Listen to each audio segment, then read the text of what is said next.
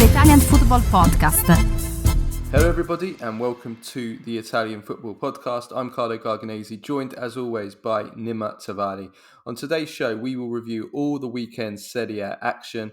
We will start with Evan Ndicka after the worrying scenes that led to Roma's game with Udinese being suspended on Sunday evening. Inter prepare the Scudetto party after, well, they didn't beat Cagliari. They drew with Cagliari, but they know that they can still clinch the Scudetto in the Milan derby this next match day. And what a way to clinch it that will be. Milan drawing 3-3 with Sassuolo in an absolute thriller. The Turin derby, though, was not a thriller. It was one to forget in a 0-0 board draw as Max Allegri is hammered again by the Juve fans. And I have some very revealing underlying attacking stats that I've gone out and researched that show just how bad Allegri has been at Juventus, particularly this season from an attacking sense. Napoli's season can't end quick enough as they draw with Frosinone in another thrilling game, which really, the relegation race now is as hot as ever. We'll have our usual Baggio, Premface and Serie Ass of the week, and we will preview the second legs of the Europa League and Conference League quarter-finals with a little word on the first legs from last week, which were absolutely incredible.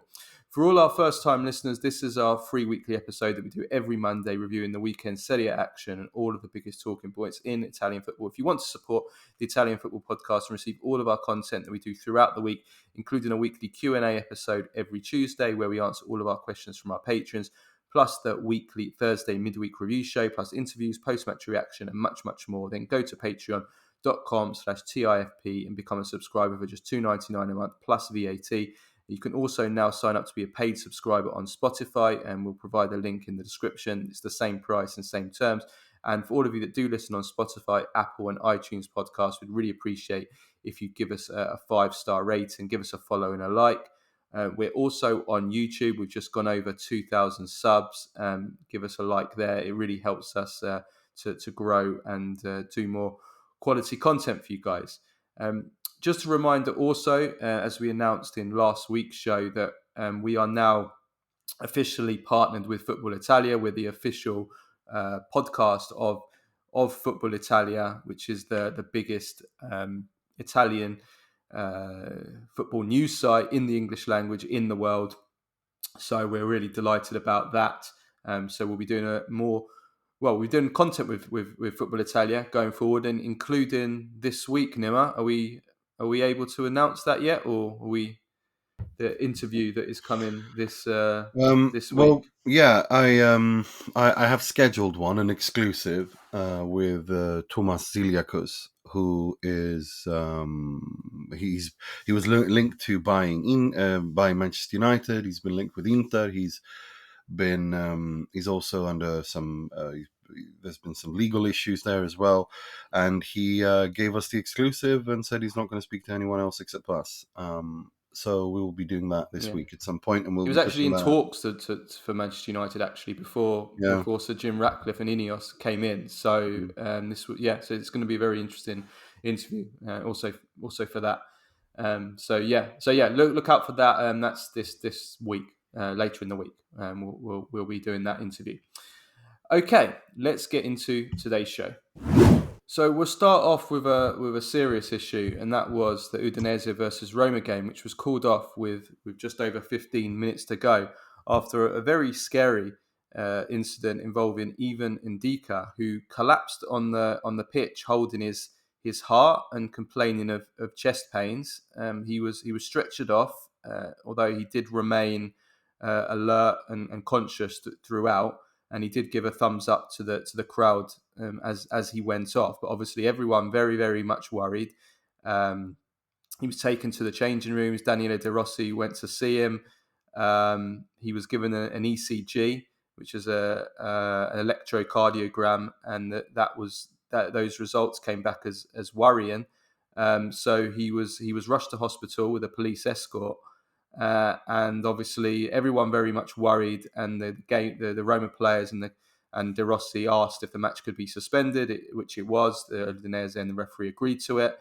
So Ndicka went to hospital, and obviously there's big concerns. And, we've seen in the last 2 or 3 years, increasing amount of players with heart issues, and this was obviously, everyone was very, very much worried. And Roma did release a statement on Sunday evening saying that Ndicka was conscious, that he was undergoing further tests in the hospital. We're recording this on Monday morning, but it seems this hasn't been confirmed at the time of recording. Thankfully, it's reported he didn't have a heart attack, according to the tests at the hospital. There has been other reports that he suffered a knock to the chest earlier in the match, and that the bruise might have caused these chest pains and breathing problems that he had. But obviously, the tests will determine that. The Roma players went to see him, as did De Rossi and the squad. So we're just hoping that these reports are right, they play out, and that it's not anything serious, that it was just he took a knock, and that's what caused this scare. But it was very much I was watching the game, and very, very much scary scenes, Nima, watching it. Yeah, it was not. It's never nice to see things like this. It's very debilitating. Like, all of a sudden, to watch players fall over and react like that. It's brought back. My first thought was of Christian Eriksen, that situation, and it was a little bit chaotic. Thankfully, nothing serious happened. But of course, it is very. It's not a nice thing to see. No, it's not, and we just we just, as I said before, we just pray that it's that's it, and then Ndicka makes a full recovery, and that he's back on the pitch as soon as possible, straight away. Hopefully, we'll see. The game itself will be the remainder of the game will be played from the moment that it was stopped, which I think was about the 73rd minute. And they'll play the final 17 minutes or however long it was until the end. So they haven't got much to play. The game was at 1-1 at the time. Cagliari, Udinese took the lead in the first half, and Lukaku equalised in the second half. And it's obviously a big game for both teams, but it's a game which obviously the football takes. Is an secondary. It's an afterthought. Yeah, it's secondary at best, and it's really sad to see. Yeah, we just hope that he recovers fully and that he's all right. Yeah. I'm sure news will come out over the course of Monday, and we'll know exactly what the situation is. Let's move on to Inter, though, Nima, who are ready for the Scudetto party after Milan, who will come to drew. Actually, the Milan game didn't actually have any bearing anyway. But Inter are ready to party. They can win the Scudetto a week today. Actually, it's next Monday. Weirdly enough, the Milan derby, and if they win that game, Inter will be champions, which will be like the perfect time, Nima, won't it, to celebrate the I can't think of a better game to win the Scudetto. This has been something that Inter have avoided talking about, but of course have been asked about non-stop for 2 months. But now we're here. Of course, draw against Cagliari was not exactly the best way to go into it, because had they won after Sassuolo and Milan drew, a draw would have been enough for Inter to secure the Scudetto against Milan at when Milan's the home team at the San Siro. It's now it's here, and now they can't run away from it. And Inter's poor form and poor performances post Atletico Madrid, this is something that we have to talk about. Inter just, I feel like they're not there mentally, in the sense that it was predictable, though, Nima, wasn't it? I mean, I predicted it. A lot of people said this was going to happen after Atletico. The Scudetto's won. It's just kind of natural, isn't it? A little bit, loss of motivation, and you really got nothing to play for now. You've won the title, and it's just seeing it out, really. Yes, it is that, but it's not just that. It's also how it's not just a mental thing. It's also, I feel like Inter have dropped off in form too. More, and I do think Simone Inzaghi needs to think about this moving next year. That how do you build and plan the season and rotate so that you don't end up in a situation so that you have energy throughout the season, if you know what I mean. So that you still can like, I mean, obviously it's difficult to be as switched on in August as it is maybe in this situation now, but my issue is more there's a drop off, there's a mental drop off here, and I think there's still some growth that needs to be done, because it's not just because of Atletico Madrid and going out. I just feel Inter lack a little bit of mental sharpness, and have done for a couple of weeks, and fatigue, mental fatigue. I just don't.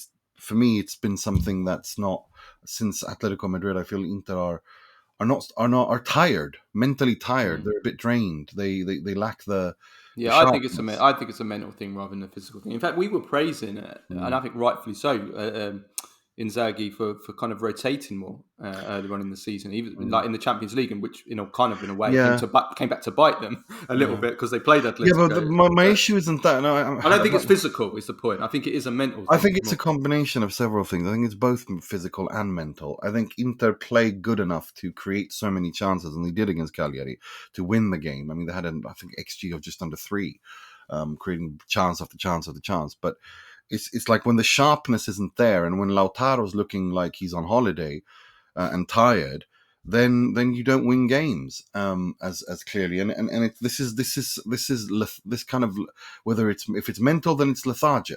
It's lethargic, and it can't happen. It's unacceptable because you haven't won the title yet. It's one thing if you'd already won the title and you're just whatever, but you haven't won it. And you're now in a situation where you're going into the Milan derby against a Milan who is going to be foaming at the mouth to stop you from winning the title against them, and you've been on holiday for 4 weeks. It's not good enough. You have to be switched on throughout the entire season when it matters, and that's something that coaches like Conte, Mourinho, Klopp, Guardiola, the best ones, are very good at this, and Simone isn't quite there yet. I think there is areas to improve here, and I want to see that with him for next season. I want him to show, as he's done this season compared to last season, that he can take steps, that he can switch the team on mentally, that maybe in his approach and his planning something needs to change. I think it's yeah. I don't read too much into it from that sense. If this happened when everything is still on the line, then absolutely I would agree. But I think it's natural. Inter have lost motivation. They've had the Scudetto one for weeks and weeks. They've got nothing really else to play for this season. So that affects you. And then also, you've got the Euros coming up. Inter have got a lot of Italian players. Probably some of these Italian players are also, they're just taking 10% off, and that's all it takes at this level. Taking a couple of percent off at the highest level of professional football, and it makes the difference, even if it's just unconsciously in your mind. You don't. There's a 50-50 challenge, and maybe you think about pulling out of it slightly because you don't want to risk getting injured, and this is what happens. So I mean, I don't think it's anything to get too alarmed by. As you said, they also created quite a lot of chances. I think we will see the real Inter, at least from a mental or motivational point of view, against Milan, because it is the Milan derby and because they want to create a historic day of winning the Scudetto on the day against Milan. That should be something very special. I think we'll see a much more motivated Inter in that game than we saw in this. But we have to also praise that man, Claudio Ranieri, who we did a whole segment on in last Monday's show. He does it again, and Cagliari done it again. Like everything we said in Monday's show came true again. That Cagliari just do not give up. That they fight back all the time. They don't know when they're beaten.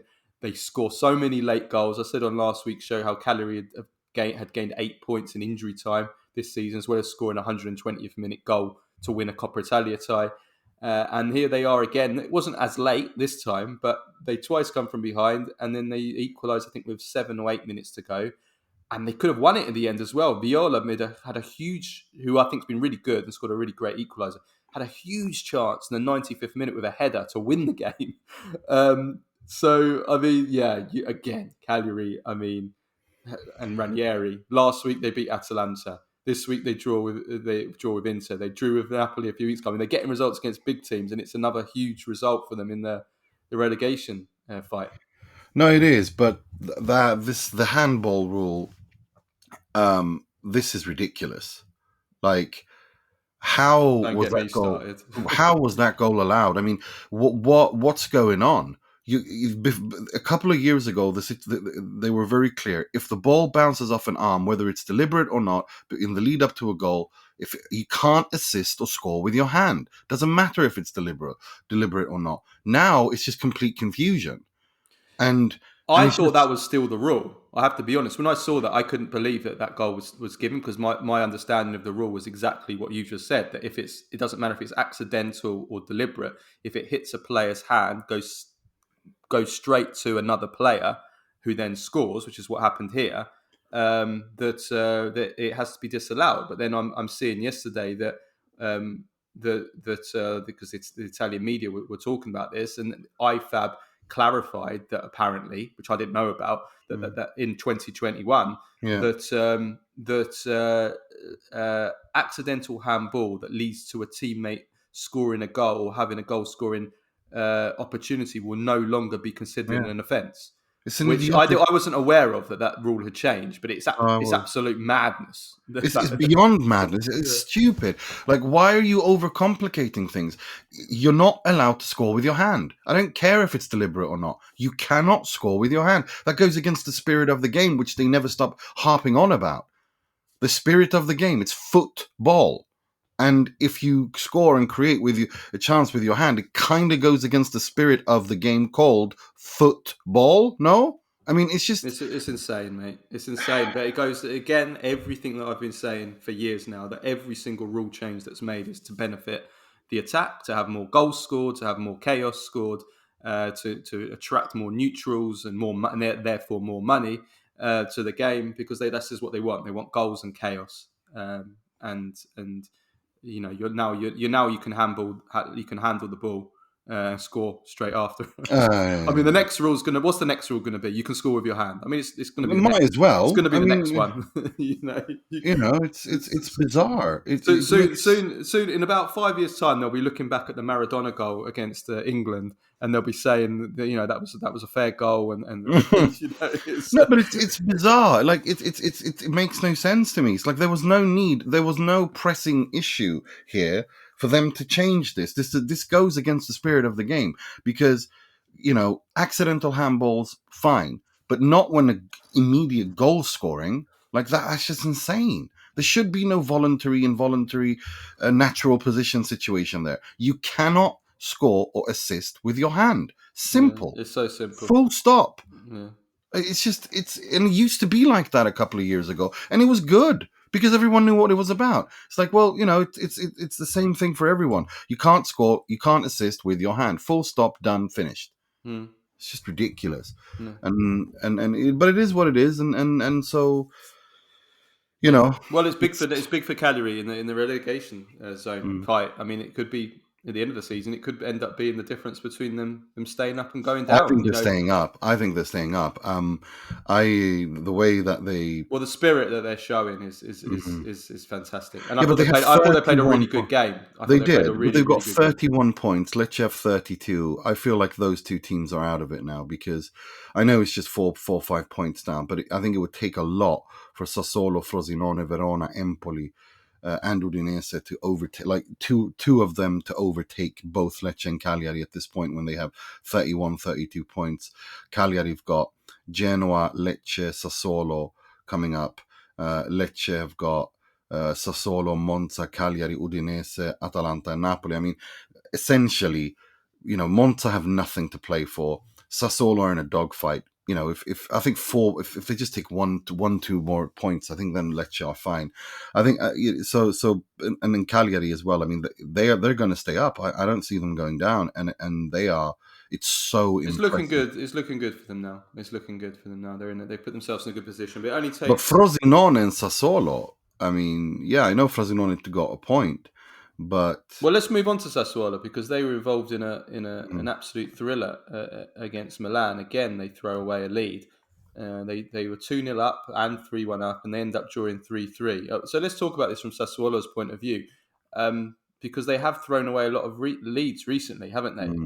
Should this be seen as a good point against a team as good as Milan, or should it be seen again as 2 drop points because they need wins? Well, it has to be 2 drop points because they were 2-0 up, they were 3-1 up. They should have won this game because Milan were out of it. Milan weren't focused, and they could have killed Milan, and they didn't. They just keep letting them in because defensively they're a mess and have been for seasons now. You saw it against Salernitana, you saw it against Udinese in the last couple of weeks. I mean, they are an absolute mess defensively, and it's just they shouldn't be in the relegation battle. They really shouldn't, but they are, because I don't think they are like qualitatively bad enough to go down, but they really not with Berardi, that's for sure. Without Berardi, there's more of a debate there. But you know, it's. I thought Loriente was fantastic in this game, and he scored 2 goals, and obviously Pinamonti helping Inter again. I saw you saying he scored 10 goals this season. It's insane. I looked at isn't he the top Italian goal scorer? Is that correct? I think he might be. I think he actually might be. Yeah, I think which kind of says it all about how bad Italian attackers are right now. The top scorer is Pinamonti. I'm pretty sure Orsolini and Pinamonti on 10 goals. Right. Okay. But he's a top scoring striker. That's what I mean. Yeah, he's a top scoring striker. That's shocking. That is. I'm depressed now. Yeah. He's the top scoring Italian in open play because Orsolini's got 2 penalties. Yeah, he doesn't take penalties. He's got 1 penalty in Pinamonti. Yeah. Bizarre. That's mad.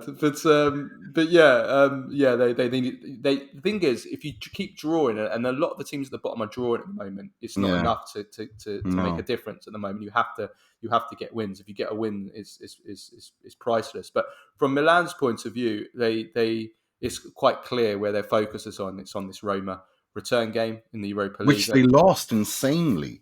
I don't. We'll come to that. We'll come to that when we talk about the European games. But I mean, they rested most of the team for this match, which obviously conditioned the game. But they still played Leao, Teo Hernandez, Loftus-Cheek.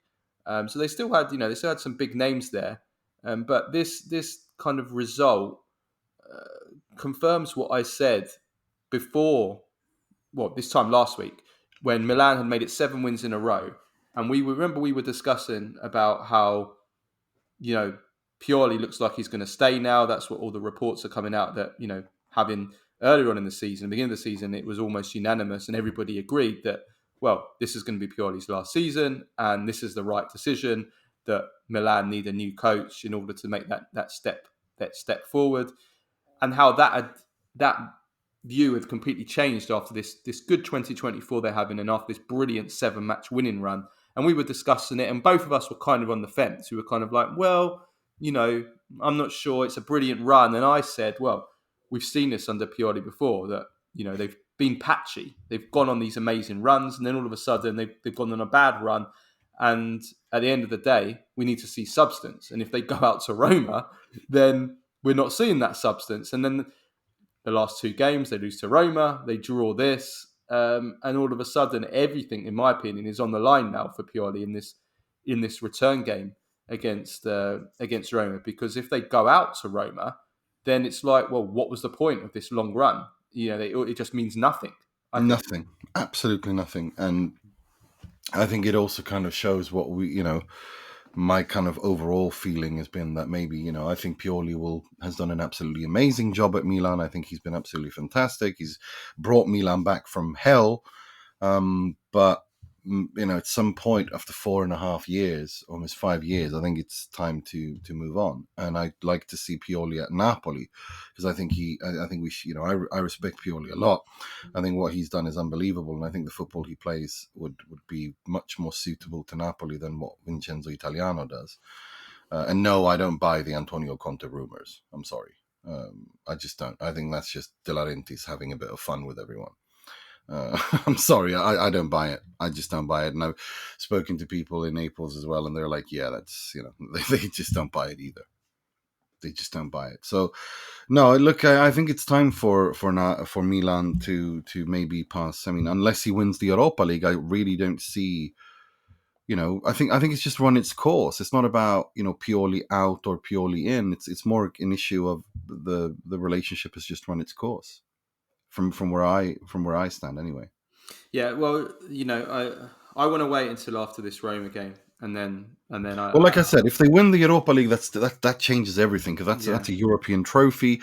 That's really important. Italian teams don't win European trophies, especially the two major ones. What I mean is, if they go out to Roma, then I think I'm firmly Pioli. Yeah, no. If he gets knocked out by De Rossi, who is just turned a coach a couple of weeks ago, then it's time to. Then something is up. I think it shows something larger there, that he's not, as I said, I think the relationship will have run its course. But if he were to kind of stage a comeback, and if he were to take Milan to the final and maybe even win the trophy, yeah, then I think it'll be very difficult to find a way to sack him. Yeah, I think so. I think that's fair. The one positive, though, for Milan in this game was Leao, who would have been rested. What a goal! He would have been rested, but the only reason he played was because he was so bad against Roma. They wanted to, him to pick up his form again ahead of the second game, and he was really, really great. I mean, he led the fight back, and he scored with a great goal. He got an assist. And so that was important. But what I really wanted to speak to you about with Leao, because I know you love these kind of things, was the hilarious beef that he had with Antonio Cassano earlier last week. I mean, did you see that? Did you see the beef between him and Cassano? It's very, very funny. Because Adani has kind of brought Bobo TV to Rai, and essentially brought in Cassano into Rai, which is just, it's so insane. Whoever approved that is just like, what do you think was going to happen? He's unhinged, has no filters, says anything that comes to his mind. He's essentially an Italian Joey Barta, and he has no filters, no self-control. I like that comparison. Nothing. Like he's just completely off his face, and most of the time just doesn't know what he's just incoherently rambles and rants. And he went on this rant about Leao being a normal player. There's nothing special about him.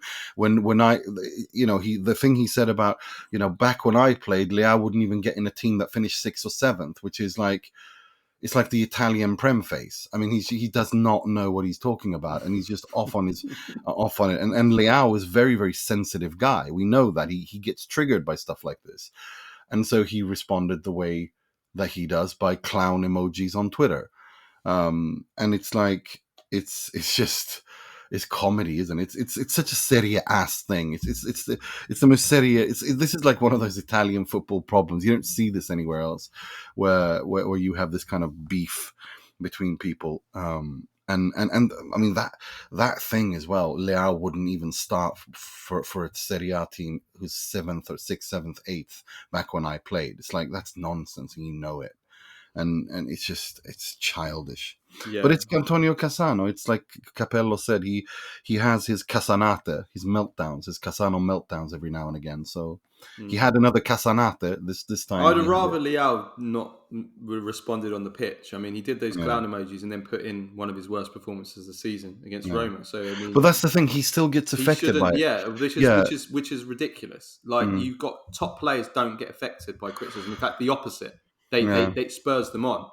When Cristiano Ronaldo gets booed and whistled every single game, he says it actually makes him play better. Well, Zlatan was the same way. Like when you boo them, you piss them off. But that's the thing. I think it's also a generational thing.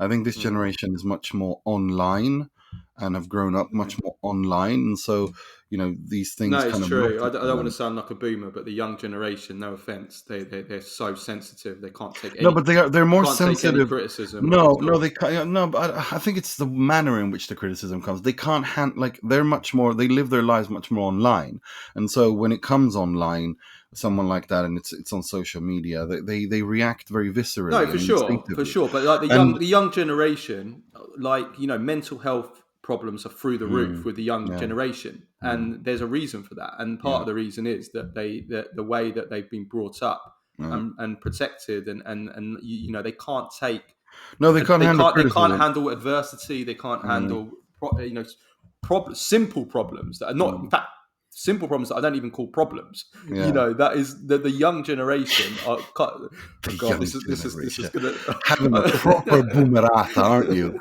Like, But it's okay, true boomer. though. I mean, the facts show it. I mean, mental No, I health don't is know. through the It's like, roof. I don't know. I I'm think not it's belittling mental health because it's a no, problem, no. but I I'm know. talking about how No, they are I'm talking sensitive. about little problems. I'm Yeah, talking no, about little no, but problems. the thing, no, but the thing is, they I don't know if they, I just see it like they have grown up on the internet. They've grown up on social media in a different way than we have, perhaps, who were the last analog generation. I mean, we grew up in a non-digital world that became digitalized, right? Mm. So they've grown up in the digital era completely. So they're I think these kinds of things harm them and reach. They're more susceptible to that kind of stuff Yeah. online, and I think that's and Leao is a Basically, what I'm saying sensitive is, I would guy. have rather him scored against Roma and then did his kind of Of response course, to Casano, rather than doing it before and then letting that energy and that yeah, thoughts in his head going into the game yeah. are about. Do you know what I mean? I just think it I think was the wrong way to go yeah, about it. absolutely. I think because you waste energy putting focus on the wrong thing when you do that. Just don't bother with it. Just shut it out. And I think that's regardless of what generation you belong to. I think that's the right approach in life. That when you feel that someone gratuitously criticizes you, when someone unfairly goes after you, just ignore them and do the talking on the pitch. Focus on yourself because that's the only thing you can impact. And I think with Leao, there's a little bit. I still think that he's a sensitive guy. I still think that there's a lot of emotional and growth and maturity that he needs to do. But we saw it with you and Kulusevski when he did what he did, and we see Like, it I time and remember at the time when I said it with Kulusevski, I said that this is proof that Kulusevski yeah, is not gonna. Well, listen, I didn't think Kulusevski would make it as a top player because I don't think he's got the ability. no, But I neither also do I. said, that this is also proof that he's not hasn't got the mentality of a Yeah, top player, because I mean yeah, a top player would not get that affected by a simple bit of criticism about from somebody he's wasn't probably never even heard of, yeah. and then you make a 3 minute you video make a 3 minute for video finishing about fourth him. in the Premier League. Like you couldn't make that's still never gonna. It's never gonna stop being funny. But yeah, no, Another it great is. performance by him at the weekend, by the way. Really, what happened? I missed. They I got didn't. hammered by Tottenham got hammered by Newcastle. Yeah, Alexander Isak scored, didn't he? He did. He's playing. Yeah, he's playing He could fantastically actually at the moment. win the. He could actually become top Yeah, he is. scorer. He's very, very tight at the top of Yeah, the top. Yeah, yeah, he's to on win the Golden 17 Boot. goals. Haaland is on 20. So, no, he's having a fantastic season. And Yeah, it's taking him Udogie to. and Vicario have dropped off. Well, Tottenham have as well, especially the defence.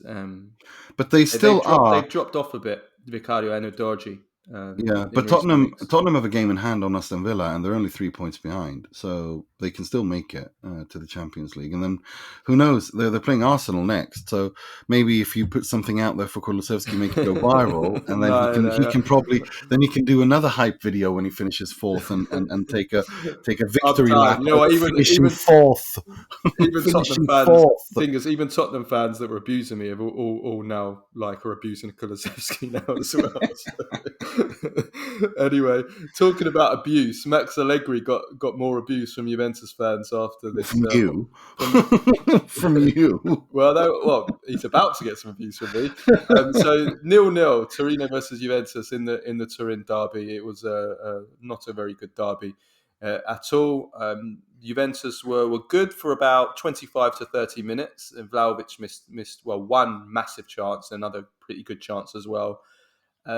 But then, as always, they stopped playing and they were non-existent for the last hour of the game.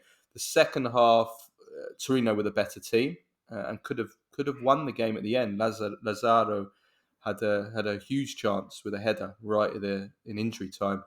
And that pretty much sums up the game. Overall, not not good enough from Juve. And once again, as I said last week, Juventus kind of incapable of playing more than well, say one good half an hour in this game. They're just not able to maintain any good level for more than a short period of a game. Yeah, I mean, it's Juric. It's the derby. This is never. When has this game between these guys been this kind of like exciting? Do you know what I mean? Like it was. If you're looking for goals, then you don't watch Allegri against Juric. Like, do you know what I mean? What do you expect? Had 0-0 written all over it, didn't It's got literally 0-0 written all over it. Like during their tenure at Torino and Juve, I looked. Has there ever? I don't think there's been more than. I think the average is less than a goal a game when between these two. Like since Juric took over at Torino and Juve, and Allegri returned to Juve. Like what would you expecting? No wonder you love it. Yes, I do, and it's a very tactical game, and it is actually the intensity is not too bad, and the way that they press each other and try to hurt each other was a very fair, very well balanced game, and actually Juve had the better chances, to be honest. I mean, in the first half, Juve. Vlahovic shouldn't be missing that first chance. That's a sitter where he hits the post. You've got to put that away. And it kind of affected his game after that. That's something that Vlahovic does need to improve on. Same with Chiesa.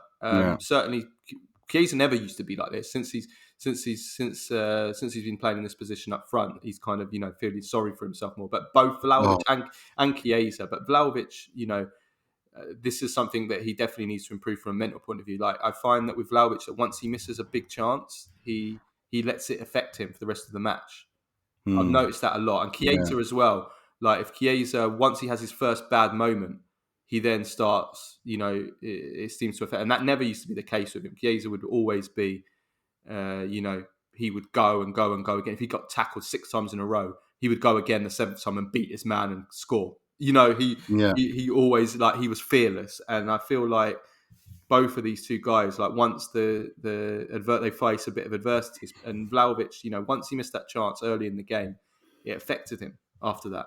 Yeah, it does. You're absolutely right, and I think that's part of the growth that he needs to do. That you have to shake it off and start, and it's something that comes late in careers. Can come. I mean, majority of Ibrahimovic's goal came after he turned 30. In his career, so that kind of he had as many goals after 30, which is one of the great stats. Had as many goals after 30 as he did before 30. Yeah. So you have to that's maturity. It takes time. And Vlahovic is, I think overall it's been a positive season for him. So it's been a step forward from the last 2 seasons, that's for sure. One thing that I do want to talk about is Allegri, of course. Of course, I want to speak about Allegri, and I want to.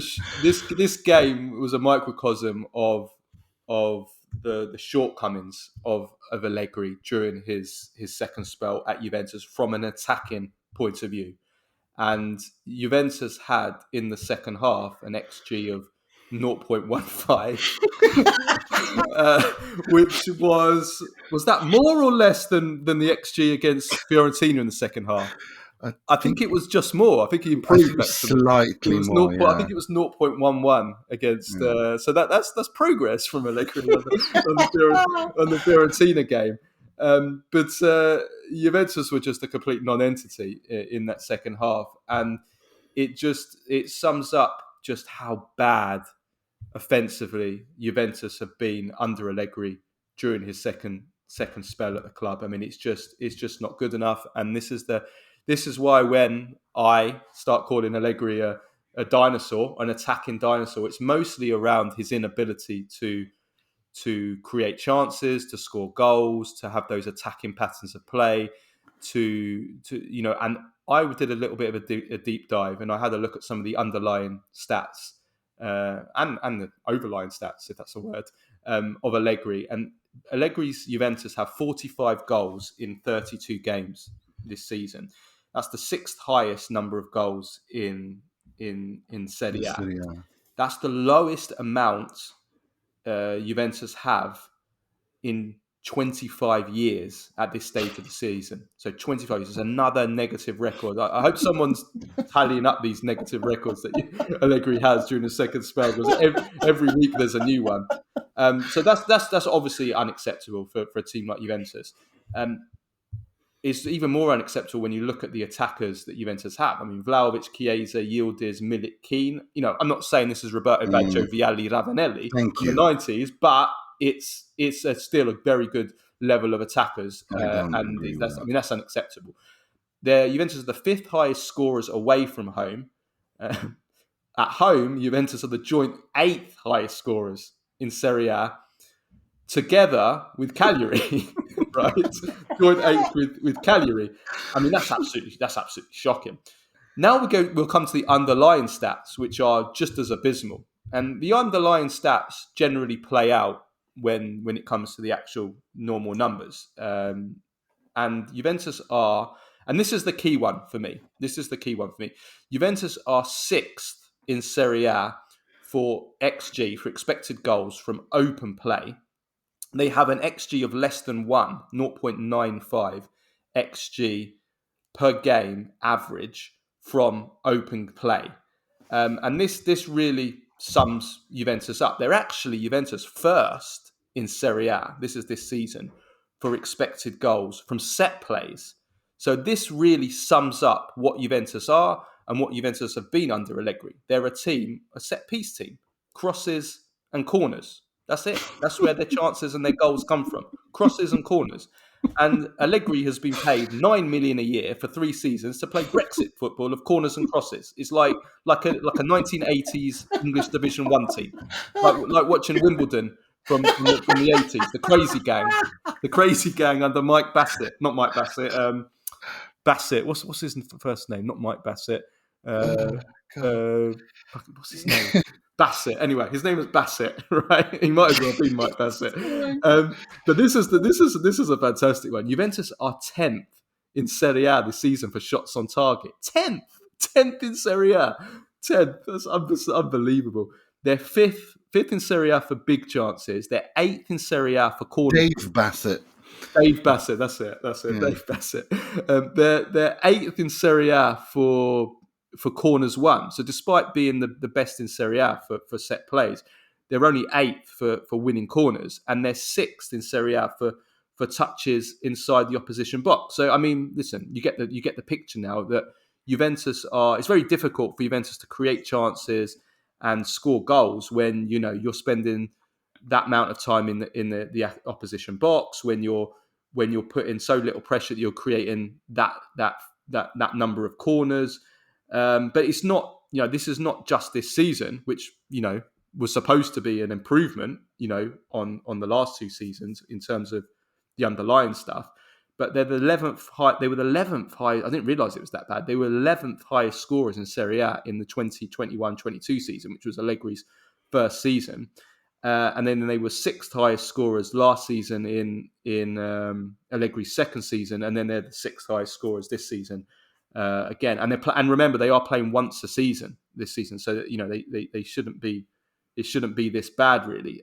So yeah, that's the underlying metrics, and that just really just sums up Juventus under Allegri, that it just hasn't been good enough from an offensive point of view. It really hasn't. It's just not good enough, and that's why at the end of the season, I'm pretty confident now that Allegri will leave at the end of the season. And I think the proof, Nima, was did you see the letter from John Elkann to the Exor shareholders last week, in which Allegri's name wasn't even mentioned? That's the sign, isn't it, Nima, that this is it for Allegri, isn't it?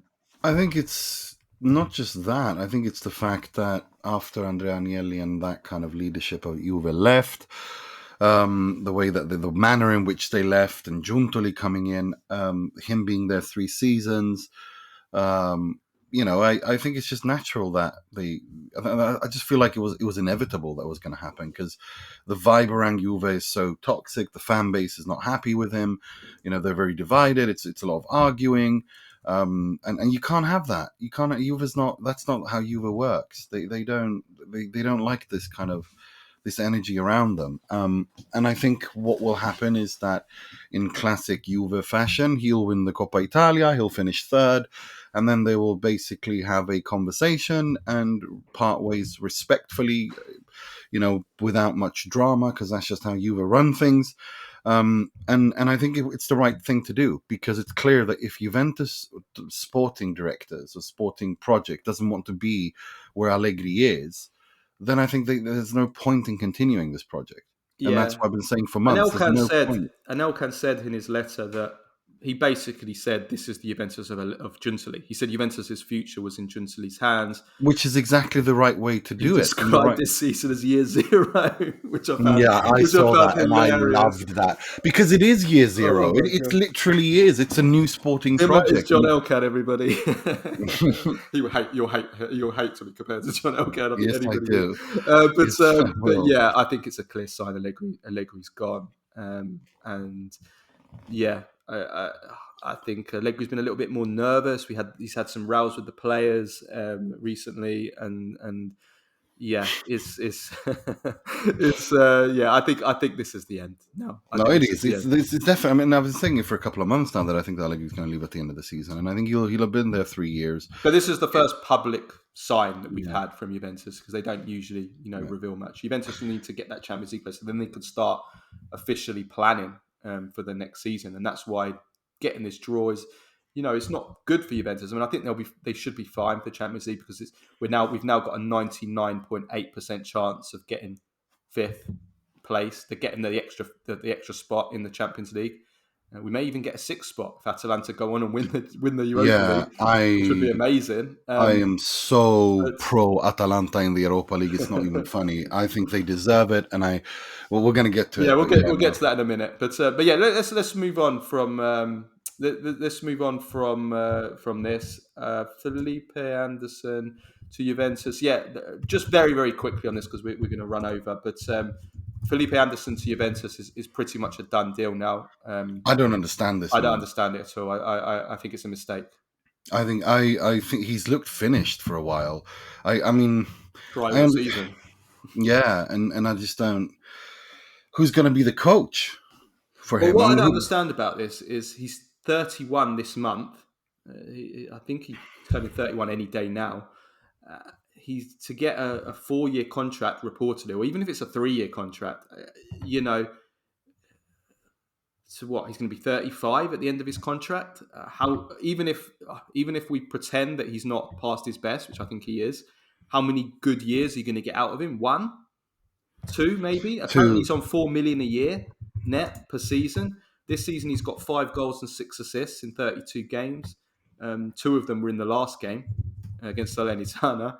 It just doesn't make any sense, and it doesn't really align with this kind of new Juventus project. I understand that you do need some experienced players, but the right experienced players, it doesn't make sense to me at all. No, it's for me. It's I get if you want experience and you want some kind of, but he's going to cost quite a bit, and he's looked finished too, and I just don't see. Like I don't. Who's going to be the coach? Like, what's the plan behind this? I don't get it. I mean, it suggests they're going to go to a 4-3-3, which I guess is one positive, or 4-2-3-1, because he's a wide man. He's a winger. Yeah. He's versatile. He can play both sides. Maybe they're looking at that. Probably. But it's for the money of the wages and he's still technically very, very good. He's still technically been very good. I remember seeing him in the Bayern Munich game. Technically, he was fantastic in that game. The problem is that he's 31. Physically, he doesn't have those bits of acceleration and the burst to beat his man and to do those kind of things, which makes him pretty impotent, in terms of doing damage to the opposition. So what's the point?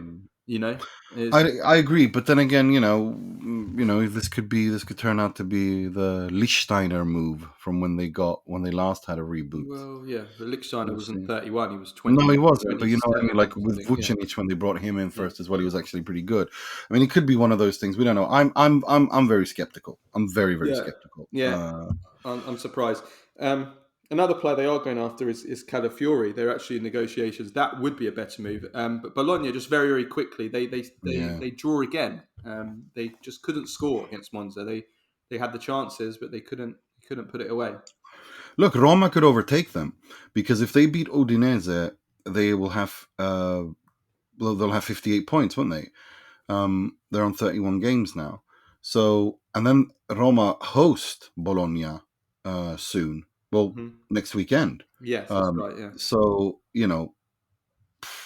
yeah. Yeah, they'll be 2 points behind. I mean, obviously they've only got 17 minutes left, so they've not got much time to win that game. But they'll be 2 points behind, and then they could beat Bologna and go above them. Yeah, yeah. Bologna should be fine to get the Champions League place. But yeah, they have started. But you remember, Atalanta slow down. Atalanta have 2 games in hand. They're playing Verona tonight. We're recording this on a Monday, and then they got the Fiorentina game that they need to play as well at some point. Yeah. It's not secure. They have to be a little bit careful because it will be a shame if they throw it away after such an amazing season. But despite that, they should have still won these last 2 games. They've slipped up. They've had the chances and they've deserved to win those games. They just haven't put the chances away. Napoli draw 2-2 with Frosinone in a game with loads and loads of chances for both teams. I think the takeaway from this is Champions League chances. I know you will say, this was already over, and it probably was. But the Champions League chances are now, I think we can say 100% are over now. But also, I think we can also say 100% that Calzone's chances of the permanent job are definitely over because he started actually really well. We were praising him. He was unbeaten in his first 5. They had that big 6-1 win, didn't they? And now they have just 1 win in 6, and it seems like it's drifting back to Garcia Mazzari kind of level of performance, and he certainly won't get the permanent job now. That's for sure. But this was a game that was so many chances for both teams. Just two teams with dreadful defending in this game.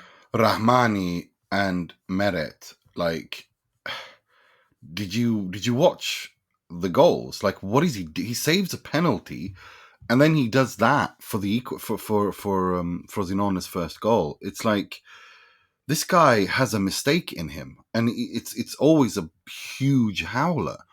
He's terrible with his feet, Nima, as well, and this is why Napoli will replace him at the end of the season, won't they? Well, they have to. He's going to leave, and they're gonna need the upgrade, and that was one of their weaknesses, wasn't it, last season? And he actually did all right last season. Yeah. He didn't disgrace himself, but we always said that Meret was the weak link was a weak link in that team, didn't we? Last season? Yeah, we did, and so defensively, there's lots of work to do, and then you have. I mean, Rrahmani's had a horrible season. He gave away the penalty. He gave away. Shadira caused him all kinds of problems. I don't want to praise Shadira. I think he's been really fantastic recently. Yeah, he has. For Frosinone, and he's a handful. And he's good in the air, and he's physical, and Rrahmani was terrible in this game, but without Kim Min-jae, he's looked like a very, very average player. Without Koulibaly, without Kim Min-jae, it's he needs someone to hold his hand. But that's something that is people don't realise that you get that.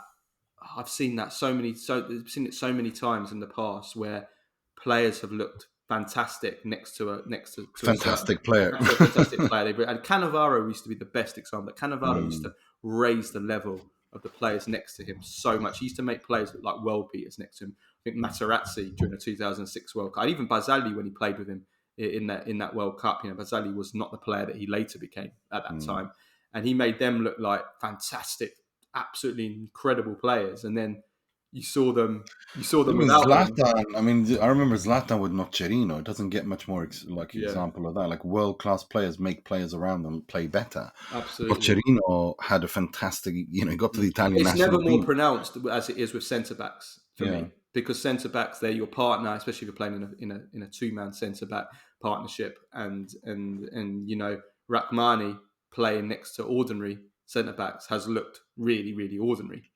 And we've seen that this season. He's had a horrible season, and again in this game he was very, very bad.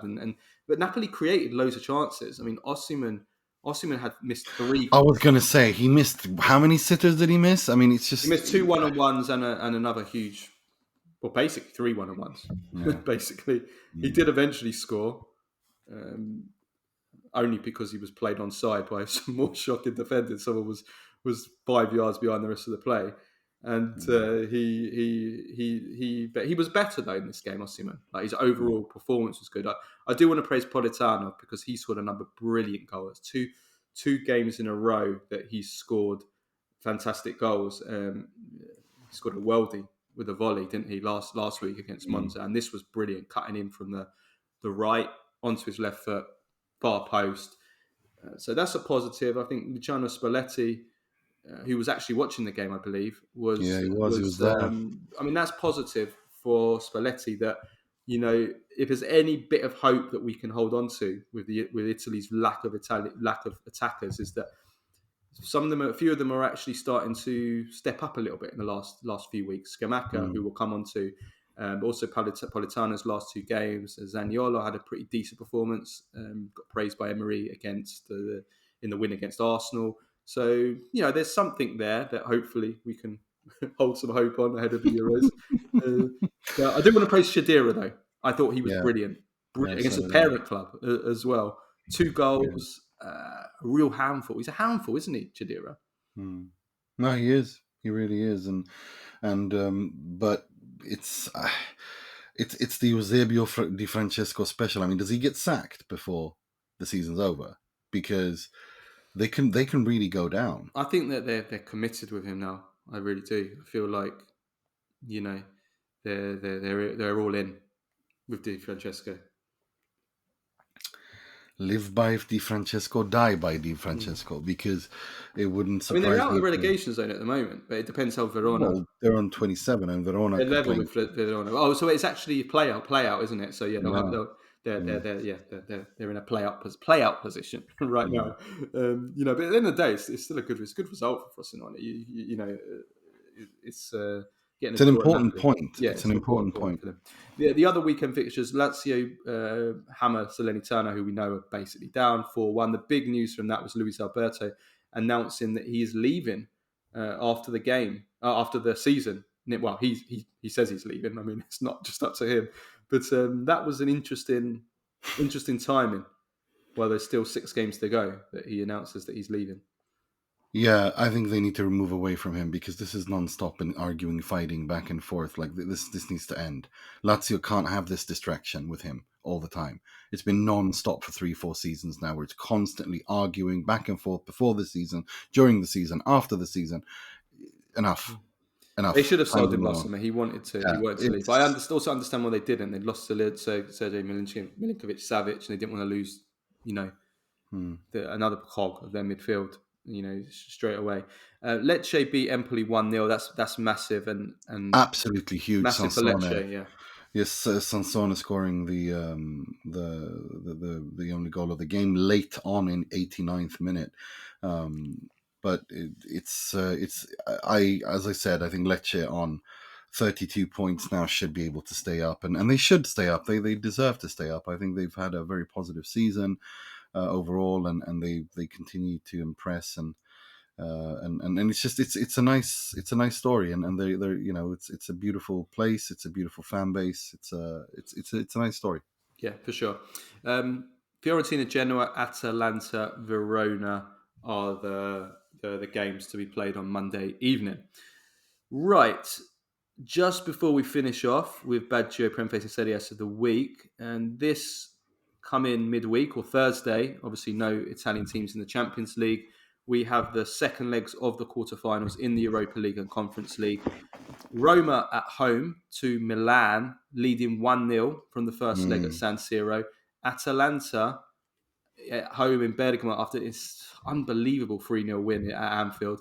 And then Fiorentina playing Victoria Pilsen at home after the biggest ball draw. If you thought the Turin derby was bad, then Victoria Pilsen against Fiorentina, the 0-0 draw was the combined XG in that game between both teams was 0.44 in that game. It was one of the worst games of football I've ever seen in my life. It was so bad. It was so bad. It really was. Victoria Pilsen conceded 1 goal in 9 games in the competition this season. So Fiorentina need to improve their attack. But yeah, I think we expect that Fiorentina to go through. Yes, we do. I mean, they're going to be at home as well. Yeah. And there's no away goals rule. So they can be a little bit more offensive. And Roma Milan, how would you see that going for the second leg? Because I can't. I think it's wide open. Yeah, I think Milan, so. we know, can turn things. Milan have the quality to turn these games around on their heads, and but Roma at home at the Olimpico in Europe is also a different animal. I think this game is completely wide open. I think it's 50-50. I Yeah. think it can go anywhere. I'm not missing it for anything in the It's world. 51-49. I think Roma have to make favourites because they've got the crowd behind them. Yeah. They've got the Olimpico with them, and De Rossi De Rossi outcoached, as I said if you want to listen to my post Post match match. podcast, I spoke about this. De Rossi outcoached Pioli in this game. He outcoached him. He got his tactics spot on.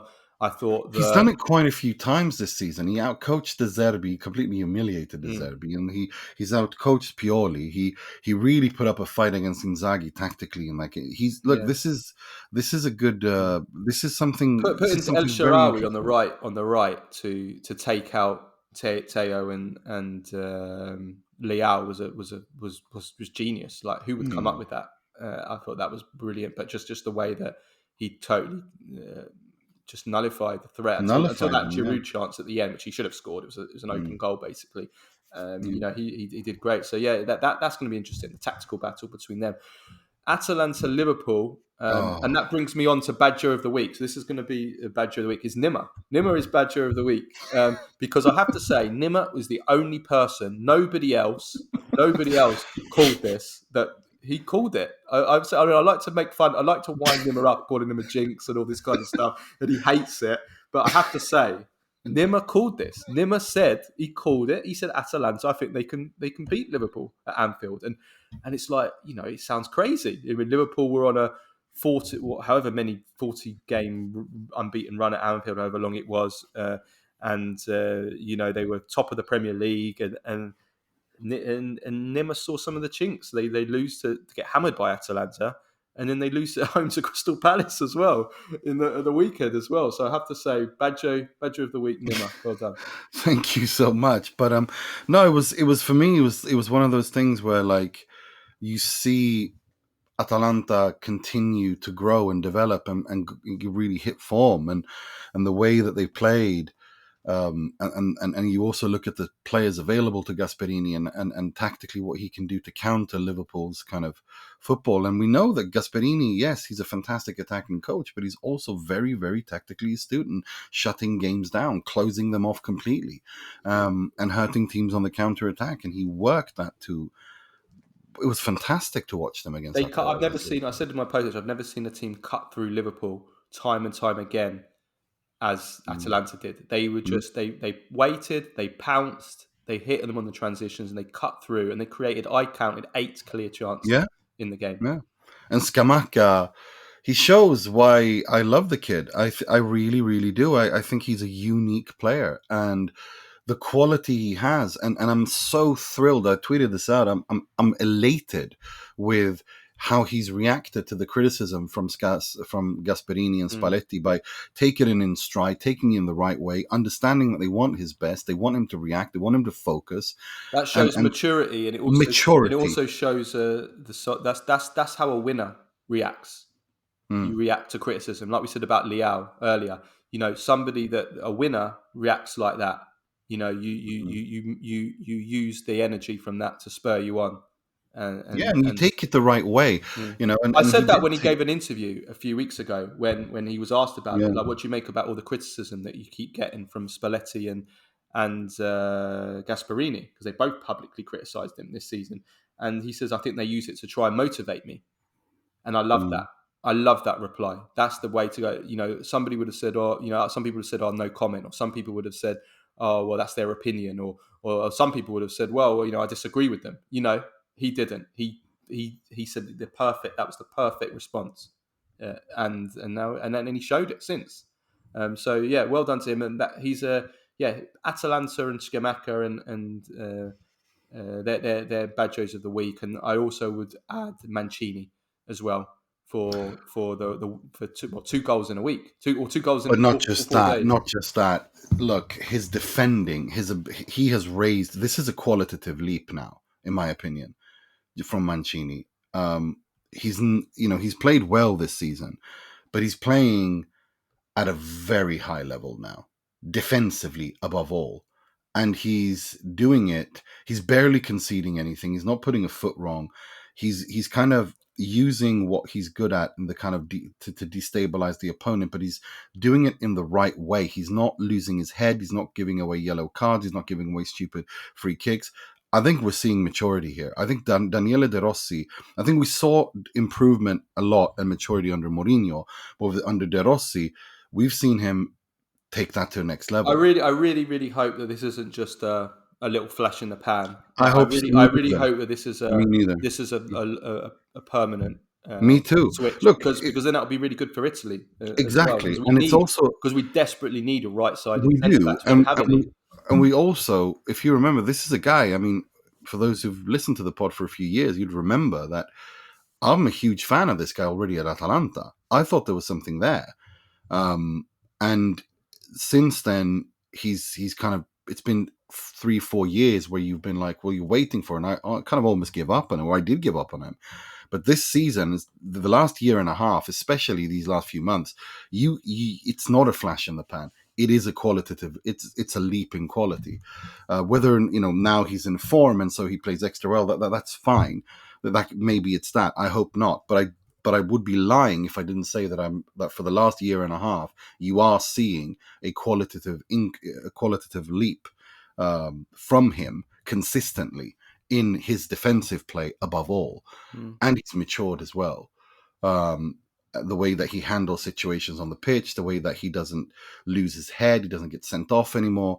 The elbows have stopped, which I think was a big deficiency in his game. I'm really impressed by the man. I'm really, really impressed by Mancini. Bastoni, Acerbi, Mancini. If they're going to play like this, yeah. I mean, if Italy's going to have a solid defense in a back three with those three starting with Donnarumma behind them, look, that can go. Solid defenses get you far in tournaments. Yeah. And it's with Di Lorenzo, it's so weird because after we praised him about him in the beginning of the season when he was really, really good as being so consistent, he's gone off a cliff. Whilst Mancini has gone the other way. For me, Mancini not only gets in the team, I think he should start. If he's going to play like this to the right of that back three. Yeah, let's hope his form continues. Premface of the week, Nima. Right, so I've got a few here. First one is this video that kind of went viral before the Liverpool versus Atalanta game on Sport Italia. Did you see this video? Yeah, I did. Where they were interviewing a Liverpool fan about his Atalanta players, and he struggled to name a single Atalanta player. Yeah, but it's a Liverpool fan. I don't like, he doesn't watch the league, so you can't really, whatever. I don't mind that really. It's more when you have these people who are pundits who just chat shit, and say stupid things like, what's his name, Nedum Onuoha, who like it's like the way they disrespect, like that is more just, I don't care if fans say things. I mean, you don't. Anuha said, if everybody didn't know, Anuha gave Liverpool a 40% chance of going through to the next round, which is just insane. I mean, you can never rule out Liverpool. Yeah, you can never rule out Liverpool. We've seen so many comebacks. They're a great comebacks. They're a great team. But if they are going through, they didn't go through because they had a 40% chance of winning. That's just literally insane to say such a thing. It is. They've got probably a 10% chance of going through. Mm-hmm. To say they've got 40% chance is absolute insanity. The funny thing was that he was asked after that to give his percentage of another team going through in a tie, and he gave them a lower percentage, even though they were only one goal behind. I'm just trying to think. I can't remember. This is what I mean. I can't remember which game it was. But this is what I mean. No, he's pulling out of his rectum, isn't he? I mean, it's this kind of stuff that you just pull it out your ass. That's all they're doing. Yeah. They're just pulling it out their ass. They don't think about it. It's just non-stop propaganda. It's just non-stop. Premier League is the best thing since bread came sliced, and we will always say that no matter what happens. And it's like, well, that's not really your job, is it? You're supposed to be a pundit. You're supposed to be analytical. You're supposed to contextualize. You're supposed to add something to the conversation, not just sit there like a, petulant teenager and say something provocative just for interactions. It's pathetic. It's childish, and it's I think it just demeans the the conversation around and the coverage around the game, and it's just boring to listen to. And it's like it's also this thing where they never learn, do they? No. Like they never learn. It's like, how many times do you have to have egg on your face and end up with egg on your face and look stupid before you stop saying these things? It's like, the definition of insanity, doing the same thing over and over again, not expecting different results. And it's like, it's sad, really. Now it's gotten to the point where you're almost expecting it, or I am expecting it. I'm wondering, so who's going to say so and so doesn't get into the so and so team now? I mean, it's like, Load of rubbish. And in a really exaggerated Cockney accent as well, as the Martin Samuel, as I call it, something exaggerated, stupid, irrelevant, and said in a really exaggerated fake Cockney accent. That's what that is. The Martin Samuel. Talking about something that Martin Samuel would say, the final Premface of the week is a culinary Premface. It was this video that also went Are you viral. angry at food again? Yeah. So it was this video of this. I think she was American. This American lady who's doing a video of making some gnocchi, and she calls it yonki the whole way through the video. So you add the yonki to the pan. I think I've seen that. I think there's this account on Instagram which I follow. They're Italian Canadian. They're really funny. They're called the Bello Brothers. One of the guys, I don't know which one is which, but he gets so annoyed in the most Italian way about people who can't about food and people who can't pronounce it. And this video died. He's like, he asked Google how to pronounce gnocchi, and gnocchi said it, and he goes, even an American robot can pronounce it properly. I was dying. It's hilarious. Yeah, this woman was saying yonki because I saw everybody was writing yonki, and I was thinking, what are people writing? I thought it was like some racial slur or something. Like honky. It was like something like that. Oh dear. Yeah, no, it's very, very funny. Finally, Serie A Ass of the week. So we're going to go with Cassano? Yeah, it has to be Cassano. I mean, what? Leao doesn't even get into a team that's 6th, 7th when I played. I mean, get out of here. Shut up.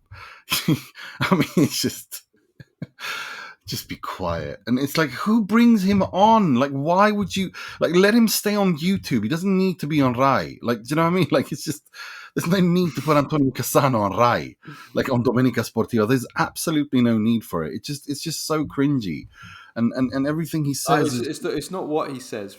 Which is bad enough. It's the way he delivers it.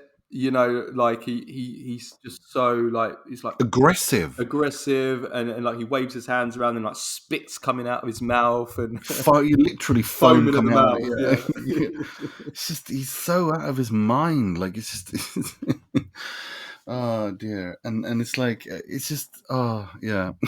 It's like, I remember Zlatan saying about him a long time ago when a Swedish journalist compared the two, and Zlatan was like, excuse me, he was literally raised on the street. Like, come on, stop. Like, I can read and write. He can't. You know what I mean? He was like, there's levels to this, all right? I may be ghetto, but I'm not like, don't compare me to him. And it's like, yeah, he is what he is.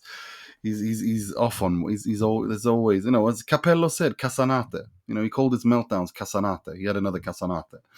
And it's yeah. Okay, let's leave it at that. We'll be back Tuesday for the Q&A. We'll have we're recording an interview later in the week, and then I think we will have a pending availability. We'll have a reaction pod to the Thursday evening European games. Absolutely. It's a big night for Italian football. Yeah. Okay, right. Let's leave it at that. Have a great week, everybody. We'll see you next time. Ciao, ciao.